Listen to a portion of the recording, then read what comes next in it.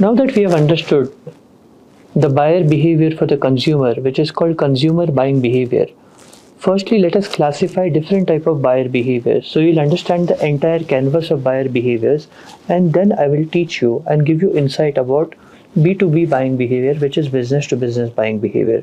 So let me quickly get your attention to the board and let me classify it for you so it becomes very clear for you. Buyer behavior, which is BB here, is important. So we are writing buyer behavior. So we studied buyer behavior for the consumer, which is B2C, where B is a particular business and C is nothing but a consumer. So this becomes B2C. And we also saw that the classification here of B2C from the consumer's point of view. So let me just get this over here. From the consumer's point of view, it is of three different types: normal, hedonic, and the third one is utilitarian. Let us try to understand the buyer behavior classification for B2B.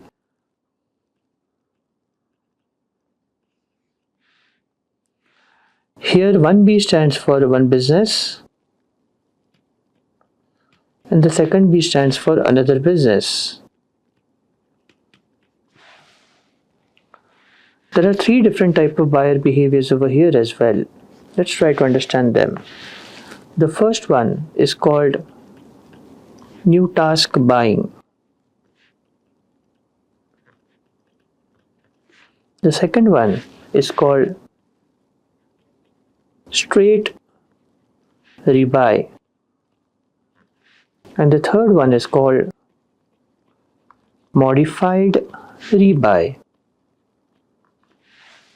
We will be discussing this particular part in detail.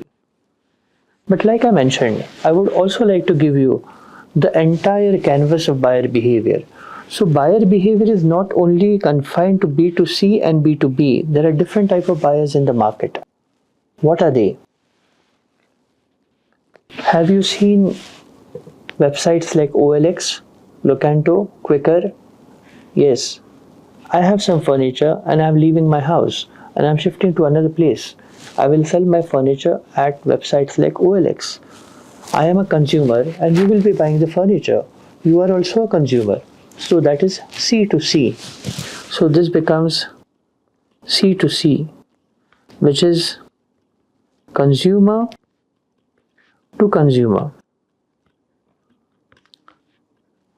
There is one more, B2G. B2G, B stands for business, G stands for government. There will again be G2B, government to business. There will be C2G, consumer to government, and G2C, government to consumer.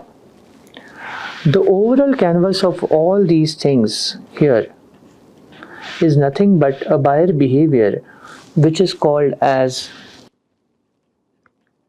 H to H, which is human to human buyer behavior.